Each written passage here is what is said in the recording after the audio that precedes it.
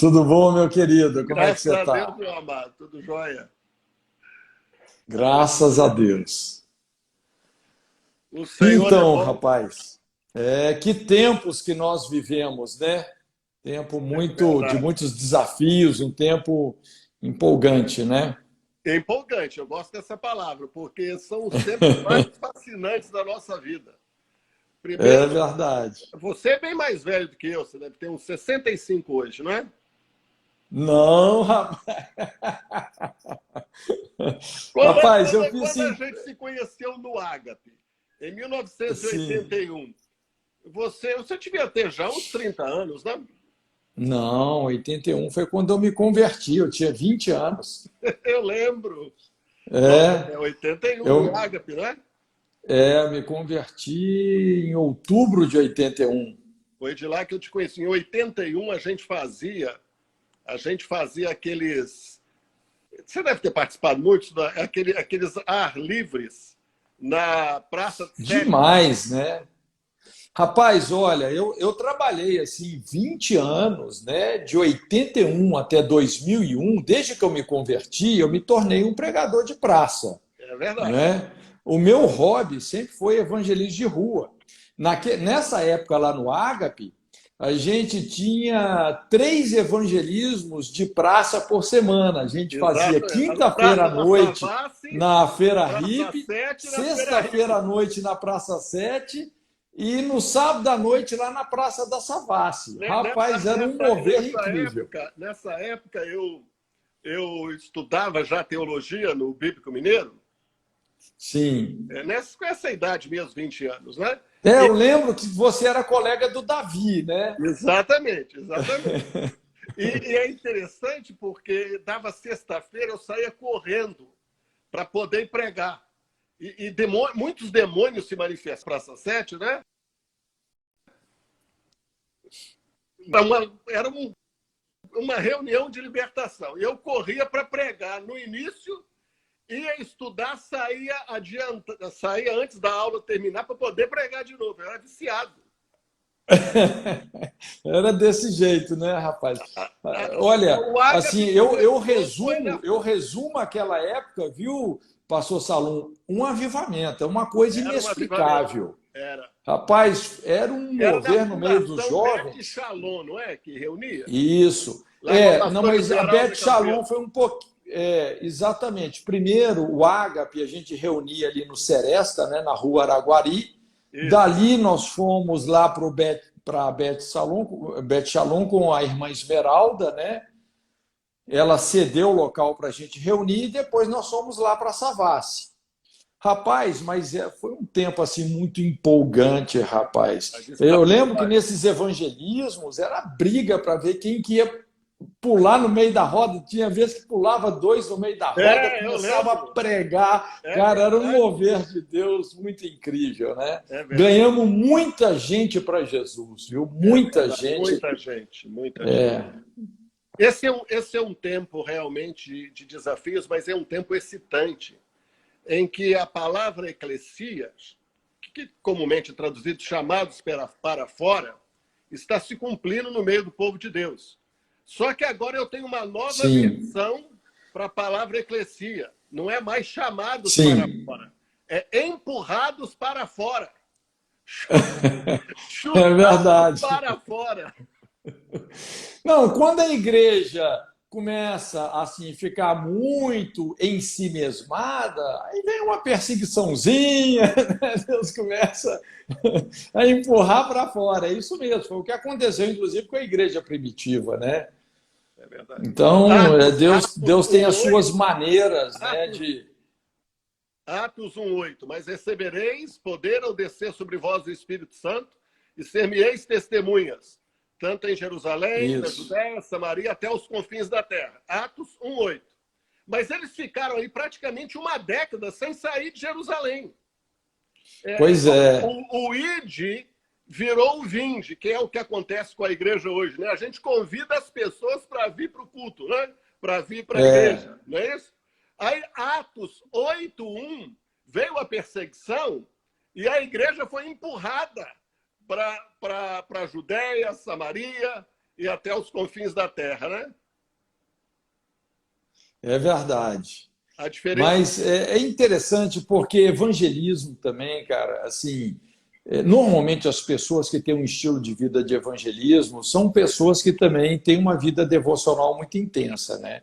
São Verdade. pessoas que estão cheias, que estão revestidas de Deus, não é? Então, porque assim, a principal essência do evangelismo é ousadia.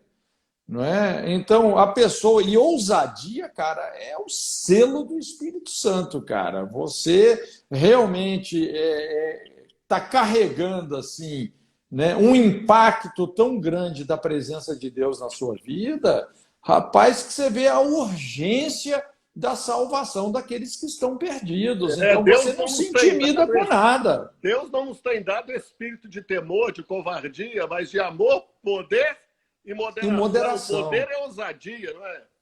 É isso Mas aí. há uma necessidade para a comunidade aqui nos Estados Unidos, o que eu chamo de a diáspora brasileira, né? Os brasileiros que estão espalhados no mundo inteiro. Você encontra brasileiros em todos os lugares, no Japão, na Ásia, aqui nas. Qual é a palavra Sim. que Deus tem para esta hora A para os comunidade brasileiros? brasileira no Japão é fortíssima. Eu Fortíssima. tenho ido assim várias vezes. Eu tenho ido várias vezes ao Japão e é impressionante como é uma expressão muito forte da igreja lá hoje está sendo através dos brasileiros, né? Inclusive pessoal muito comprometido com Deus, né?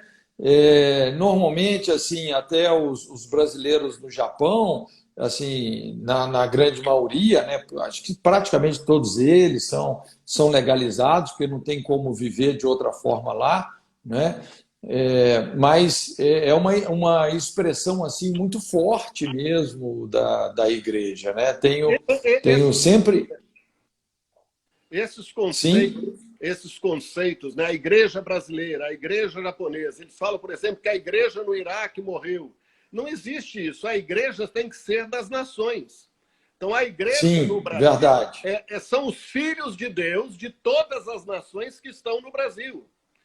E Sim, essa percepção sua de que aquele que está cheio da presença de Deus, que tem uma vida devocional, que tem um relacionamento diário, constante com o Senhor, ele não se aguenta em si mesmo. é E o que verdade. acontece com esses brasileiros fora do Brasil é que eles são a igreja nesses lugares. Agora, qual é a palavra de Deus, Cote? Esse é o alvo, né, deste bate-papo. Qual é a palavra de Deus para os brasileiros da diáspora brasileira nestes tempos de pandemia? Então, rapaz, olha só. é, Aqui no Brasil, às vezes é aquilo, o pessoal está comentando, está todo mundo debaixo da mesma tempestade, mas em barcos diferentes, né? E eu penso que esse tempo está sendo um tempo de prova, né? Onde todos nós, de alguma forma, estamos sendo provados de perto, né? E com isso, Deus vai trazendo à luz e nos confrontando em situações que a gente de fato precisa de ser confrontado, né? Mas de alguma maneira, assim, Deus está muito interessado realmente em ganhar o nosso coração nesse processo todo, né? Quando eu penso nessa diáspora que você falou, todo esse pessoal aí que está espalhado, né, os brasileiros que estão espalhados pelo mundo, muitos deles estão numa proposta realmente missionária, né, porque hoje realmente já tem assim umas 2 décadas ou 3 quase que o Brasil deixou de ser um campo missionário, passou a ser uma força missionária no mundo, enviando, talvez hoje, acho que é o país que mais envia missionários para o mundo, né? Então, tem muitos brasileiros realmente cumprindo o ID, mas também nós temos esse pessoal que está espalhado por outros motivos, né? Pessoas que vão trabalhar fora, como no caso aí nos Estados Unidos, né? Tem muitas pessoas batalhadoras. Eu fico muito impressionado, sabe, Salum, com os brasileiros aí na América, É né? verdade. Como são pessoas esforçadas, né? Aquela oportunidade que eles não tiveram no Brasil, como eles se desdobram aí na América, né? Nós vemos meninos jovens, Cote, que saem do Brasil, chegam aqui, eles não têm noção, nem falam a língua. Aí eles trabalham como carpinteiros, enfim, várias profissões. Aí eles descobrem, porque os patrões americanos querem dar trabalho para eles, né? E dizem, você tem que abrir uma corporation. Ele nem sabe o que é isso. O que é corporation? Procura um contador. Aí ele vai, abre a corporation, a empresa dele, Sim. e de repente esses meninos que saíram aí não têm noção de contabilidade, não têm noção de administração, mas são excelentes profissionais. Eles montam uma empresa e começam a ganhar dinheiro e de repente estão faturando aí $300 mil, $1,5 milhão de reais por ano. E esse esforço, eles trabalham 40, 50, 60 horas, 70 horas, 80 horas. E às vezes até esquecem da família, do bem-estar pessoal, não é? Sim. Esse é um problema muito sério, né, na América, principalmente para o estrangeiro, aí, o brasileiro, o latino, porque nos Estados Unidos é fácil ganhar dinheiro nessa Salum, não é difícil. As oportunidades aí, assim, em relação ao Brasil, elas são enormes, elas são multiplicadas, né? Uma pessoa, para não dar certo financeiramente nos Estados Unidos, rapaz, olha, o cara tem que ser um artista. Ou então chega aqui e quer comprar, com 1 mês, 2 meses, um Camaro. Pois é. Se enche de dinheiro. Mas esse é o problema, é quando a pessoa começa a errar de coração, a pessoa se perde nessa motivação de ganhar dinheiro. Muitos até entram naquela síndrome da prosperidade louca, né? O cara que vai prosperando, se encanta com sucesso material, sucesso profissional, né? Quer dizer, começa a juntar tudo que ele tem em celeiros, né? Alma, regala-te, desfruta, e de repente vem aquela voz, louco, tudo isso que se ajuntou para quem será? O que adianta o homem ganhar o mundo inteiro e perder a sua alma? Parece que o coronavírus traz esse cartaz, né? Que adianta você ganhar o mundo inteiro, porque atinge todo mundo. É verdade, é verdade. Então, assim, eu vejo que muitas pessoas aí se perdem nessas motivações. O cara até hoje ele está bem, né? Financeiramente está bem, mas já perdeu a família. O cara já não está nem mais aí para Deus, porque já não precisa mais tanto de Deus, né? Aquilo até que a Bíblia fala, o dinheiro a tudo responde.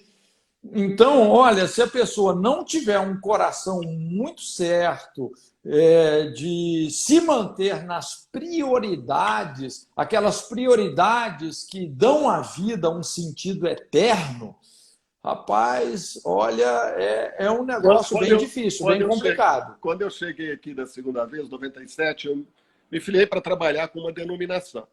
E aí nós fomos levados, alguns pastores, para um acampamento maravilhoso. Parece uma rede de hotéis, de prédios.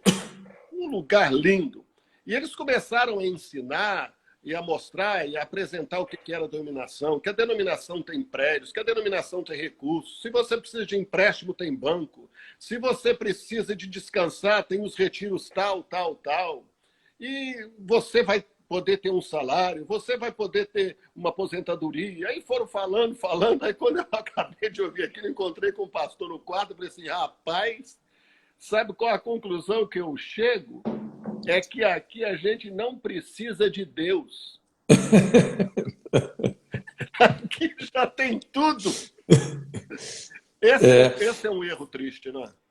A gente vê no mundo hoje essas duas bestas, né, que marcham sobre a face da Terra, né, que tem a ver com isso, com esse progressismo de direita, Não é? O que é o progressismo de direita, esse pseudo-conservadorismo?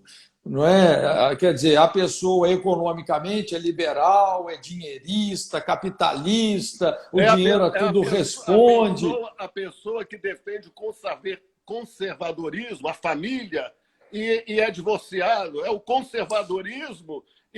De boca para fora. Isso, mas no fundo ele parte de uma base que é ateísmo, o cara não está nem aí para Deus, não é? Uma vida totalmente independente de Deus. Então esse progressismo de direita aí, que inclusive está por trás toda essa conspiração do globalismo, né, um único governo, tem muito a ver exatamente com esse espírito aí, que é muito forte, principalmente na América, né? E a outra besta é uma tal do marxismo cultural, não é? Que é uma outra, vamos dizer, uma outra ideologia econômica, mas a hora que você vai ver é a mesma base, é a base de ateísmo, Deus não existe, não tem prestação de contas, né? Então, as duas bestas que correm na Terra é a direita e a esquerda. Exato. É o progressivo, porque, veja bem, o nosso negócio, né, Salum, não é direita nem esquerda. O nosso negócio é uma cosmovisão judaico-cristã, é as escrituras sagradas. Jesus disse, examinai as escrituras porque cuidais ter nelas a vida eterna, são elas que testificam de mim. A Bíblia não é só um livro religioso, tudo bem. A Bíblia ela é um manual de espiritualidade, mas ela tem verdades, princípios, valores para todas as áreas e condições da existência. É um manual de filosofia, de psicologia, de antropologia, de biologia, cidadania. A Bíblia tem princípios para todas as áreas. Ela é menos religiosa do que a gente pensa. É verdade. Aliás, é o que eu falei, ela não é um manual de religiosidade, é um manual de espiritualidade. Porque hoje, essa questão da religiosidade, essa palavra, assim, é uma palavra um pouco desgastada, né? Lógico, o sentido original dela é religares, que é, latim, né? Que é Jesus, né? Qual que é a religião? É Jesus, que é o único que realmente nos concilia com Deus, não é? Então há um só Deus e um só mediador entre Deus e os homens, Jesus Cristo, homem. Então o religares seria Jesus. Mas quando a gente fala religião, infelizmente a gente pensa muito mais assim num estereótipo, numa bagatela de conceitos, princípios, regras que supostamente você tem que seguir, do que um relacionamento com Deus através de Jesus, né? Verdade. Esse religare vem do latim. No pensamento latino, a gente pode usar essa aplicação sem nenhum constrangimento, não é? Agora, a religião, quando aparece na Bíblia a palavra religião, ela diz que a verdadeira religião é cuidar dos órfãos, das viúvas. E não é uma fé acompanhada de obras, né? Exatamente. A nossa percepção aqui, vivendo muitos anos nos Estados Unidos, trabalhando com as nações, como você, não é? Trabalha, é que este é um tempo realmente de se humilhar. A palavra, a gente sempre recitou esse versículo, né?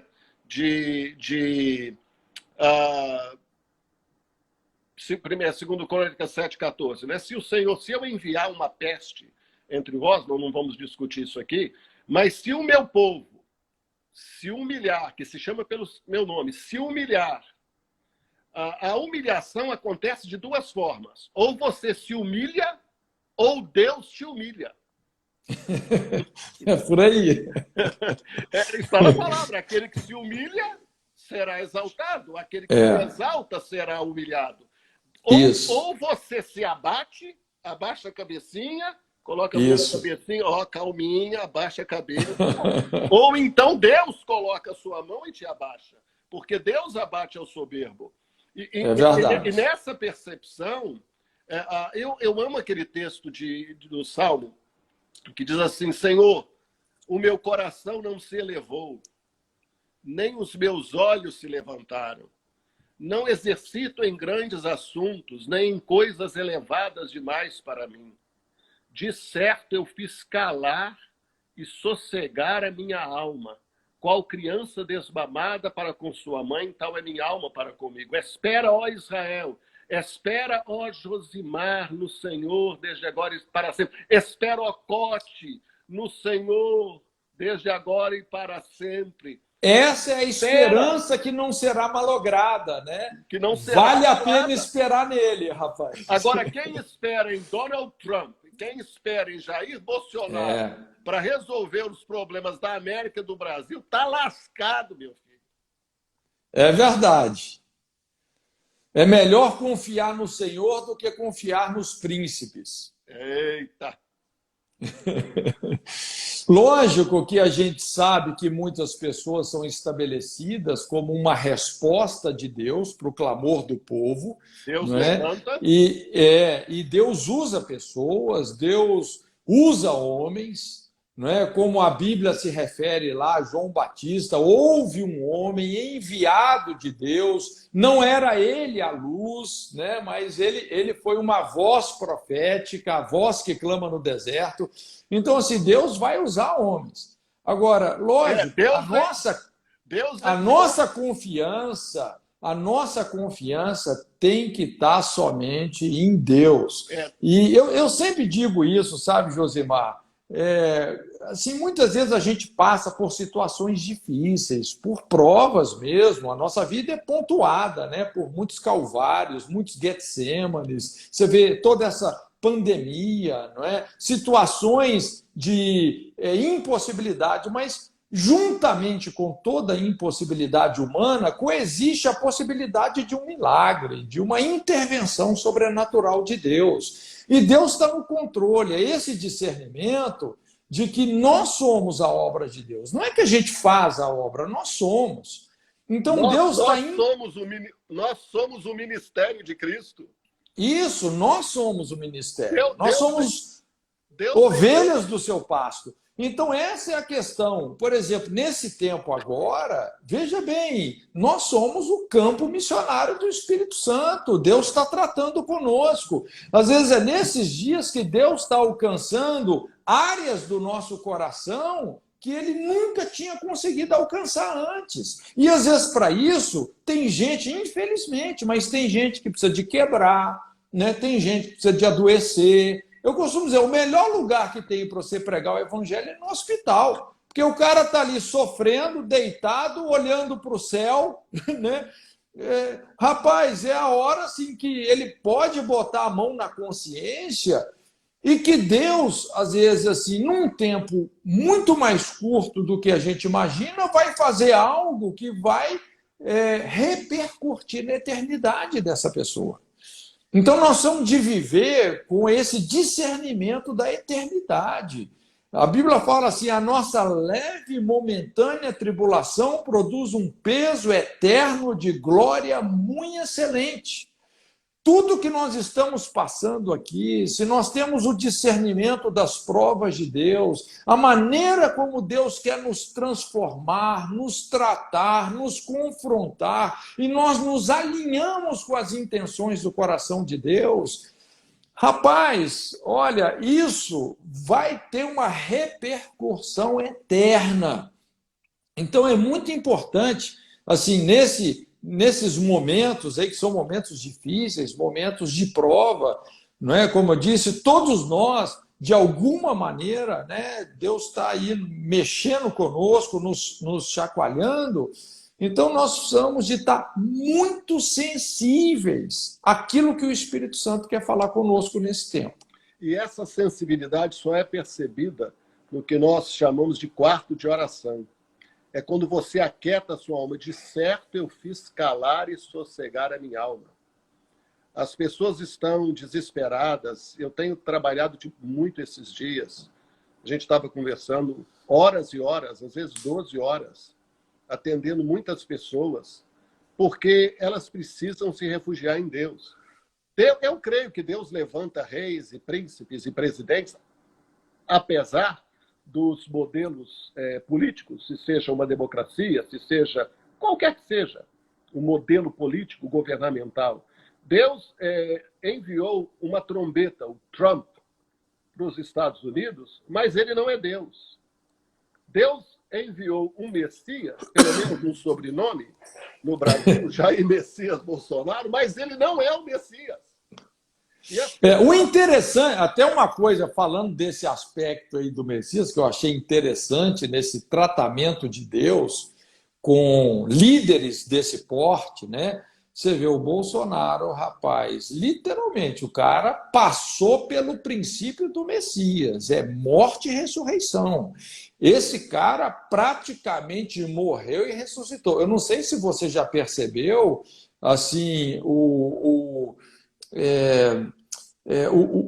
tino que ele tem de missões, né? de estar numa missão. Porque, olha, ele está no bônus. Ele é militar, militar trabalha com também. Tem esse aspecto de que ele é militar, de cumprir missão, mas eu vou te falar, um cara que literalmente, assim, passou no vale da sombra da morte. Esse cara não morreu porque Deus não deixou. Hoje ele está no bônus. Coincidentemente, eu estava no Brasil e eu estava viajando do Rio para Belo Horizonte. Estava em Juiz de Fora, por volta de 2 horas, 3 horas, jantando com os meus sobrinhos, almoçando com os meus sobrinhos numa churrascaria que tem lá, muito boa. E foi a hora que ele sofreu aquele atentado, a facada. E na estrada, eu estava com os meus sobrinhos, o sobrinho mais velho, o Felipe, disse assim: tio Josimar, o Bolsonaro foi esfaqueado. Aí o meu cunhado, Rodrigo, estava dirigindo, eu parei o carro, pedi para ele parar, e eu fui orar: Senhor, o que vai acontecer? E por que isso?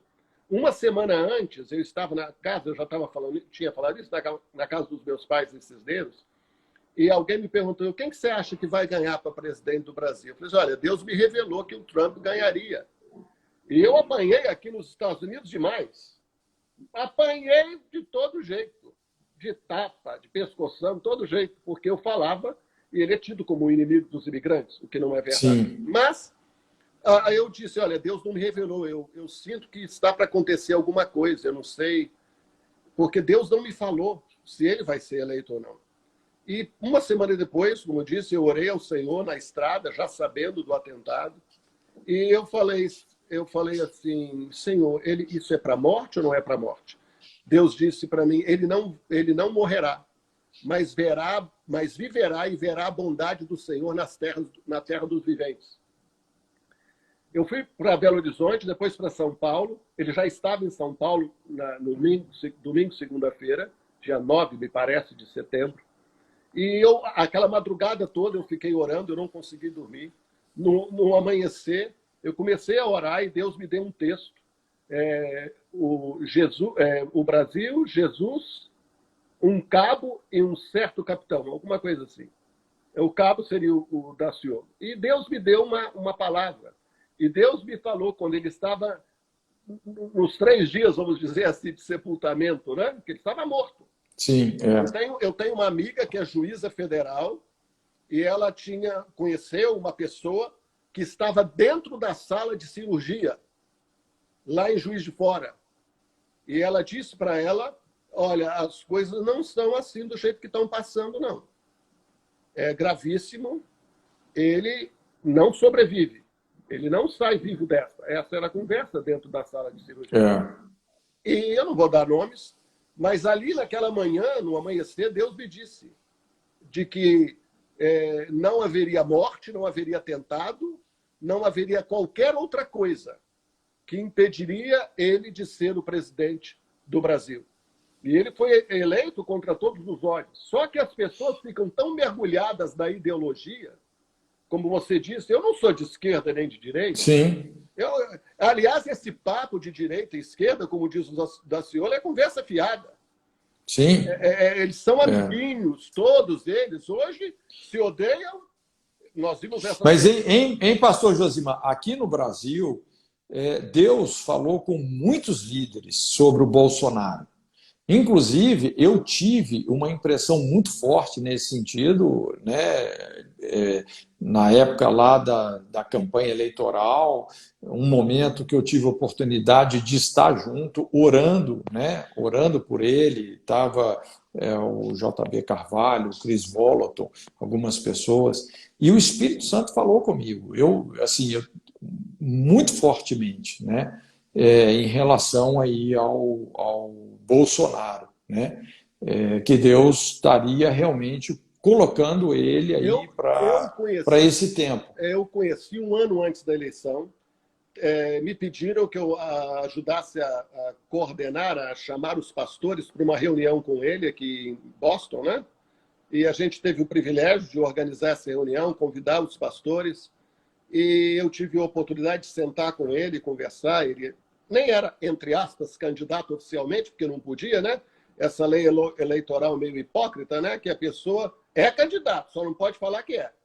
Não é? Porque Sim. senão ele sofre o que seja. Mas eu sentei com ele à mesa, com agora o presidente Bolsonaro, e eu vi nele um homem humilde, um homem que ama o Brasil. Sim. Sim. Incrível. Inclusive assim, só completando aqui o meu raciocínio, mas e nesse processo todo aí do Bolsonaro, porque você sabe, no Brasil, essa questão assim do mundo político é um mundo totalmente desacreditado, né? Eu até costumo dizer, hoje eu acho que é o principal campo missionário, onde a igreja talvez mais fracassou, onde a igreja mais foi desencorajada a fazer conquistas, é o campo da política, é uma coisa muito desacreditada. Mas com toda essa situação do Bolsonaro, eu senti uma direção de Deus. Não é uma coisa política isso, não sei se você me entende. Claramente. Mas eu senti um chamado para ser um escudeiro. Esse conceito do escudeiro na Bíblia é um conceito muito forte. Os reis têm escudeiros, líderes têm escudeiros. Não é? E é interessante, aí eu comecei a ver um pouco melhor, porque isso para mim tudo é muito recente, é uma coisa de nem 2 anos para cá, mas olhando a própria trajetória ali do Bolsonaro, um cara que ficou lá 26, 27 anos na cova, aquele covil das hienas, que é aquele congresso, sem se corromper, não é? A pessoa que aquilo, é um João Batista, né? Quando Jesus testemunha de João Batista, o que você saiu para ver no deserto? Uma pessoa vestida com roupas palaciais, um caniço agitado pelo vento. Você saiu para ver um homem vestido de terno e gravata? Não, rapaz. Pensa, é um cara rústico. O Bolsonaro, cara, é um cara rústico. Entende? Eu até, assim, às vezes conversando com algumas pessoas aqui no Brasil que ficam cobrando que o Bolsonaro tem que ser um carinha todo polido, aquela coisa do politicamente correto. Cara, o Bolsonaro, assim, desculpa a comparação, mas ele é um Shrek, ele é um ogro. Não adianta você querer transformar um ogro num príncipe. O negócio dele é quebrar esse sistema aí de corrupção, que é o que ele fez, era o que unia, aqui no caso no Brasil, os 3 poderes, executivo, legislativo e judiciário, era corrupção, né? Com meia dúzia de empresários e a mídia, entendeu? Ele chegou e quebrou isso tudo, rapaz. E ele é aquele cara assim que fala do coração, né? Ele pega um discurso para ler, daqui a pouco ele tira o óculos, joga o papel fora e começa a falar do coração. E ele é aquilo ali mesmo, entendeu? Então, assim, eu acredito, honestamente, assim, que Deus assim, deu um presente para o Brasil. Bolsonaro não é o Bolsonaro, né? É uma resposta em virtude da relevância da igreja aqui no Brasil. É o que ele representa. Isso. E eu sinto que o momento agora, assim, pelo menos para mim, eu digo por mim, é de ser um escudeiro. Por quê? Porque todo o establishment está contra ele. Os caras estão com canhão, bazuca, arma atômica, tudo apontada para ele. É muito simples detectar isso. No dia 1º de maio foi feito aí um protesto, sei lá como chamaram, virtual, e estavam lá homens vários homens, Marina, Ciro, FHC e Lula. Fernando Haddad. Será que o brasileiro não acorda? Todo mundo uniu. O incrível! Se uniu, é incrível! Será que você não acorda? Será que você não está vendo que não é questão política? Igreja de Deus, Igreja do Senhor, não é questão política. A guerra aqui, Josimar, é uma guerra de valores. Isso. O único cara que defende, porque se você estuda ali os 10 mandamentos, você vai ver todos esses mandamentos, eles estão orbitando em torno de 3 fundamentos, que é Deus, família e propriedade. Isso. Deus, família e propriedade. Essa é a base para uma sociedade livre, não é? Uma sociedade bem-sucedida. Eu acrescentaria os direitos individuais, porque do primeiro mandamento até o segundo, até o último, é o indivíduo. Ou é Deus... mas os direitos individuais, eles estão no direito à propriedade. Também. Entendeu? Por que você não pode cobiçar a mulher do próximo? Por que você não pode cobiçar a casa do próximo, o servo do próximo? Por quê? Não é exatamente por causa a individualidade é sagrada. O meu ponto é que você vê uma mulher sendo espancada na rua por policiais, você vê tantos abusos no indivíduo e a coletividade não reage. A coletividade acha é com ele, não é comigo. Não, vai chegar até você. Esse espírito do anticristo, e como você falou no início, estas duas bestas, que são umas bestas mesmo. São sistemas. São né? sistemas. Quando eu falo besta, é uma fera, é um sistema realmente. É o antigo dragão, a antiga serpente, que é a besta do Apocalipse. A única besta do Apocalipse é o dragão, a antiga serpente. E estas duas bestas são a imagem desta besta que nós nos referimos no Apocalipse. Irmãos, nós temos que deixar de ser românticos. A vida não é paz e amor, igual o movimento hippie, não. É paz e amor. Essa paz não é paz e esse amor não é amor. Quando você alguém falando a verdade, o povo não está acostumado com a verdade, nem na igreja, Cote. O povo gosta de palavras de incentivo, de ânimos. Agora, que a palavra maior... É o triunfalismo, né? Esse é o grande triunfalismo. Eu acho que um dos maiores problemas nos púlpitos das igrejas hoje é o triunfalismo. O que é o triunfalismo? Você começa a prometer mundos e fundos, mas você não dá os subsídios para que essas promessas se cumpram. Não é? Então, por exemplo, vem na igreja, né? Você pegar a bênção de Deus. Mas qual que é o princípio da bênção? Se você diligentemente ouvir a voz de Deus, obedecer os mandamentos, as bênçãos vão correr atrás de você. Deuteronômio 28. 28. A bênção e a maldição. Então você não tem que correr atrás da bênção como se fosse uma coisa mística. Você tem que correr atrás dos mandamentos. E as bênçãos vão te alcançar. Você não vai escapar de ser abençoado, de ter o favor de Deus, desde que você ouça a voz de Deus, desde que você entenda e se alinhe com a ordem moral que ele estabeleceu. Deus dá o Espírito Santo àqueles que lhe obedecem. Exatamente. A base é a obediência. E obediência é ouvir a voz de Deus. Agora, de uma forma bem individual, para aquele que está assistindo, inclusive, estão pedindo para você gravar esse vídeo e publicar, porque você está fazendo do seu Instagram. Sim, não. A gente sempre, depois vai estar no meu canal do YouTube lá, ótimo, que é Canal Pastor Cote, tudo junto. Isso. Canal Pastor Cote. O que cada pessoa, no seu relacionamento com Jesus, seja nos Estados Unidos, seja no Japão, qualquer brasileiro, sabe? O que acontece no Brasil tem a ver com todos e afeta todos os brasileiros que estão fora na diáspora. Porque todos nós temos famílias no Brasil. Eu não desisti do Brasil nunca. Agora, individualmente, o que a pessoa pode fazer e deve fazer para ouvir a voz de Deus neste tempo em que milhões e milhões de vozes, as pessoas pegam o WhatsApp. Eu estou cansado Sim. de desmanchar fake news. O sujeito lê e passa para frente. Ele nem leu, ele nem ouviu, ele passa para frente. E fica espalhando essa onda absurda de vozes. O que a pessoa pode fazer para ouvir essa voz do Espírito e se aquietar e não ter medo desta pandemia? Então, olha só, o grande segredo para ouvir a voz de Deus, porque veja bem, né, Salom, ouvir a voz de Deus é também como você aprender um novo idioma. Por exemplo, você vai aprender o inglês. Você não vai aprender do dia para a noite. Não é? Até você afinar o seu ouvido com esse idioma, leva um tempo. Se eu jogo uma moeda no chão, pelo barulho que ela faz, você sabe que é uma moeda que caiu, você nem viu.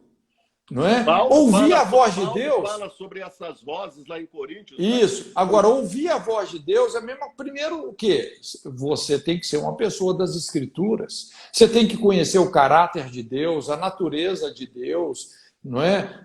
Você tem que procurar essa intimidade com Ele. Mas o grande segredo de ouvir a voz de Deus também é o descanso. É o descanso. É você aprender a se calar. Não é? E calar, a gente se calar dói, rapaz. Calar dói. Não é fácil você se calar. Mas para você aprender a meditar e a ouvir a voz de Deus, nós vamos ter que aprender a nos calar. Né? É esse princípio do silêncio, do descanso. Sossegar a minha alma.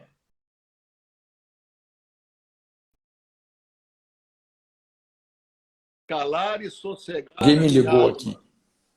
De certo eu fiz calar e sossegar a minha alma. Isso. Criança desmamada é a minha alma para comigo. Isso, exatamente. Porque enquanto você não descansa, você fica só ouvindo barulho. Você está ouvindo a voz das adversidades, a voz das acusações, a voz das notícias ruins. Você fica só ouvindo barulho, rapaz. Agora, por isso que a Bíblia fala, aquietai-vos e sabei que eu sou Deus. Enquanto, e esse que é o problema na pandemia hoje, muita gente parou, mas pouca gente aquietou.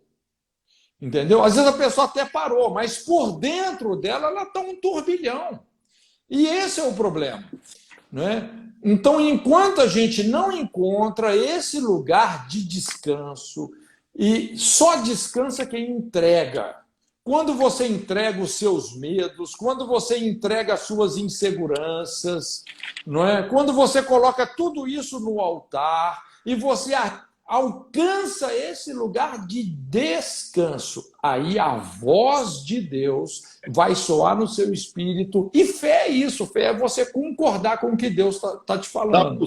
Deus fala, eu sou, Senhor, tu és. Eu faço, Senhor, tu fazes. Isso é fé. Fé não é positivismo, fé não é um pensamento só positivo, um passo no escuro, não. Fé é você, a partir da sua entrega, você descansar em Deus, aí você ouve a voz dele, concorda com o que ele está te falando. Esse é o verdadeiro arrependimento. Isso. Aí, isso é uma experiência sobrenatural. É nesse sentido que a fé é um dom de Deus. Porque só de Deus estar falando com você, ele está te chamando a concordar e construir a nova realidade que ele quer construir a partir de você. A Bíblia fala da fé em Deus, no Novo Testamento, e da fé de Deus. Nós somos chamados a começar com a fé, que é dom de Deus, em Deus, para passar a ter a fé de Deus.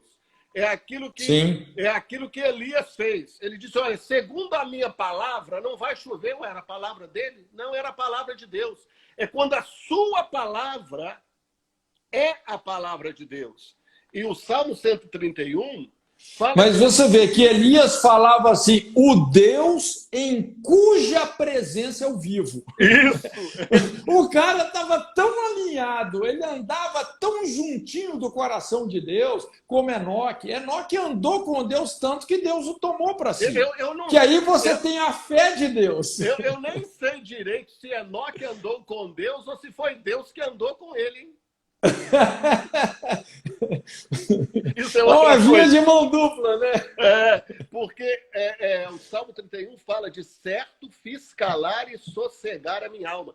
Nessa hora, a gente tem que sossegar. Eu sou muito agitado por natureza. Mas não é estar na presença de Deus. Então eu vou agora para o meu quarto para estar na presença de Deus. O segredo é viver na presença de Deus. Você comer na presença de Deus. Você trabalhar na presença de Deus. Você correr na presença de Deus. Você está no Instagram na presença de Deus.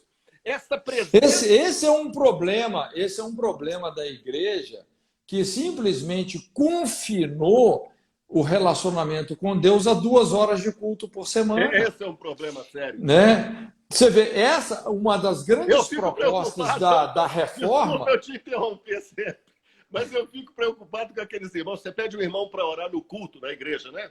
Aí ele ora assim: Senhor meu Deus, eu estou adentrando na tua presença. Eu estou entrando e pergunto: meu Deus, de onde que ele veio? Será que ele veio do inferno? Mas esse foi um dos grandes desafios lá da reforma, essa consciência que eles tinham de que Deus está perto, não é? Inclusive, o conceito de adoração, ele está no contexto do o exercício, principalmente da nossa profissão, da nossa vocação. Essa palavra avodar quer dizer todo trabalho é sagrado. Avodar, nós podemos e devemos adorar a Deus com o nosso trabalho. Se você é um pedreiro, se você é um house clean, ou trabalha aí com jardinagem, né, landscaping, olha, o que você faz? Se você faz para a glória de Deus, é sagrado. Se você não vê na Bíblia, ele podia até fazer, mas não tem registro na Bíblia, Adão levantado com as mãos para os céus, adorando. Você não vê Adão cantando, devia cantar para a mulher dele, então ele devia fazer canções lindas. Agora, como é que Adão adorava? Adão adorava trabalhando. É o que você falou da palavra avodar. Sim. Lavrar a terra, cultivar a terra é adoração. A gente transformou a adoração num momento de culto. Não existe culto, irmãos. Não existe culto. Existe uma vida de adoração.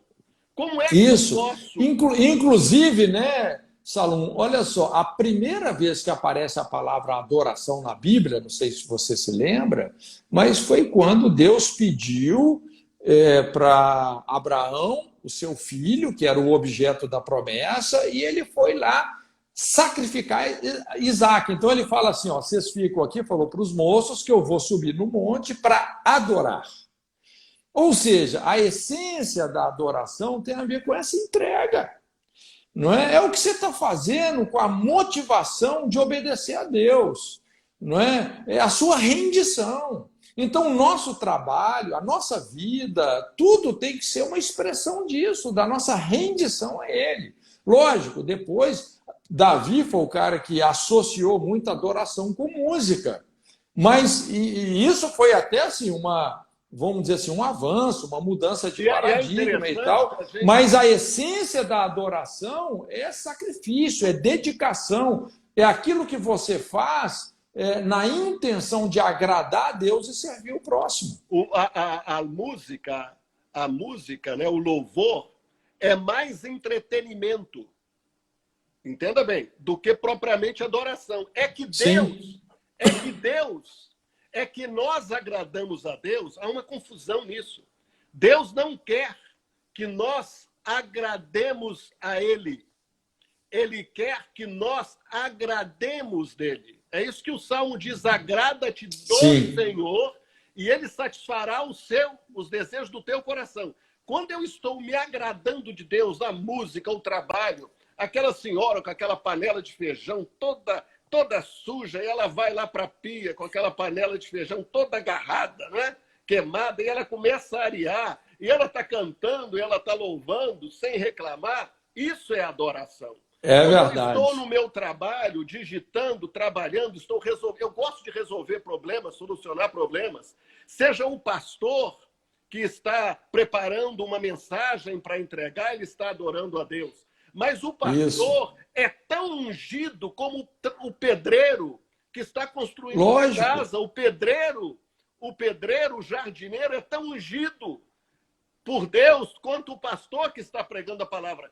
Isso, desde que ele esteja fazendo isso para a glória de Deus, é sagrado. Tudo você vê, por exemplo, interessante, você percebe como que às vezes as pessoas se distanciam disso quando a pessoa vai num culto e fala assim, o culto hoje não foi bom. Mas o culto não é para ela. O culto é para Deus. Quando você fala que um culto não foi bom... É porque o Deus... Você não entendeu nada. Aqui, Deus não se agradou do culto.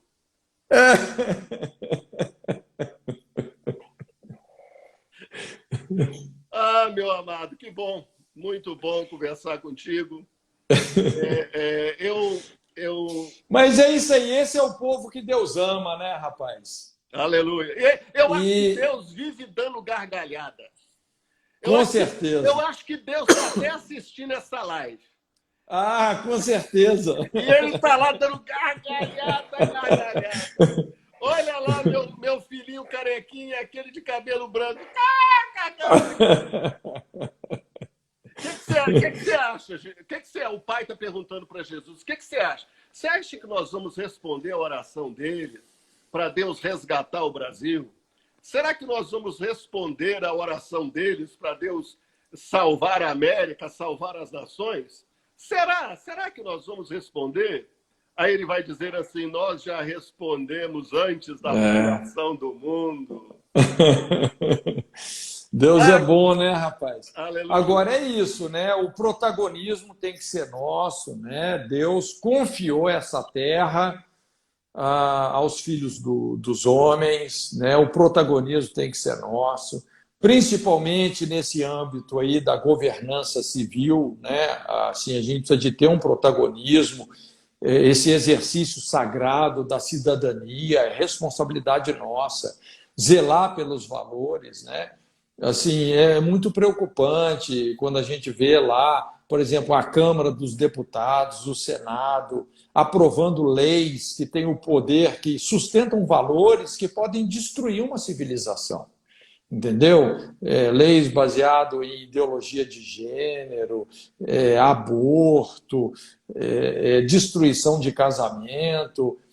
Hoje a gente vê toda uma inversão de valores aí, e esse filme já passou em outras épocas, né, da humanidade, e realmente o fim não foi bom, né?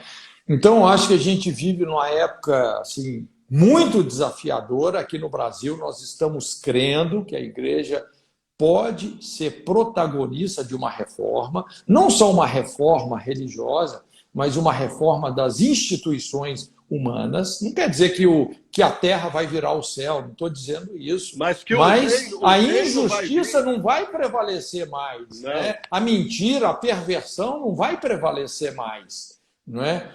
Então, nós estamos muito animados com isso, assim, com tudo que Deus tem feito. Lógico, a igreja aqui no Brasil é uma igreja enorme, né, Josimar? É uma igreja enorme, ela é heterogênea, tem muito oba-oba, tem muita superficialidade, mas tem um remanescente poderoso aqui no Brasil. Não é? Verdade, no mundo inteiro. É verdade. A igreja sempre foi assim. Inclusive, quando se fala ali naqueles 1000 anos de trevas, né, às vezes o pessoal tenta denegrir a igreja, mas sempre teve um remanescente em todas as épocas da história muito bem fundamentado. Que às vezes a gente sempre faz essa diferença entre a igreja institucional e aquela igreja orgânica mesmo, que realmente funciona. não é? Então, mesmo nessas épocas que eles chamam aí, épocas de trevas e tal, a igreja sempre existiu, sempre foi muito expressiva, sempre foi coluna e firmeza da verdade, e hoje não é diferente, muito pelo contrário, né? Nós não estamos voltando no trabalho de restauração à reforma. Nós nem estamos voltando e retornando a Atos dos Apóstolos. Nós estamos retornando ao Pai. Estamos retornando a Jesus. O Salmo 131, estão perguntando, o salmo que nós citamos é o Salmo 131. Nós entendemos que este é um tempo, do ponto de vista pessoal, de humilhação. Vamos nos humilhar, vamos abaixar a bola. Isso. Vamos orar. Vamos buscar a face de Deus. Mas com isso nós vamos encurtar esse tempo aí de tratamento, nós podemos encurtar o processo. Pastor Josimar, olha só, nós temos aí 1 minuto e meio para terminar a live, que ele me avisa aqui. Daqui 1 minuto e meio a live vai cair. Faz aí algumas considerações finais e faz uma oração também pelo povo. Nós te exaltamos, nós te glorificamos. Nós proclamamos em cada um daqueles que assistiram o entendimento aberto, a revelação do Senhor, a unção do teu Espírito, o poder do Senhor, quebrando grilhões, as fortalezas, os sofismas, as entidades, os principados que estão alojados na mente de cada um, sejam desfeitos. E nós estamos profetizando sobre o Brasil. Nós profetizamos a paz, a justiça, o extermínio de todos os ímpios. Nós profetizamos que a espada do Senhor atingirá a casa da corrupção e a casa do Senhor se levantará. Nós vemos a justiça do Senhor sobre aquelas torres do Congresso. Nós vemos a justiça do Senhor sobre as 2 bacias. Nós vemos a justiça do Senhor à direita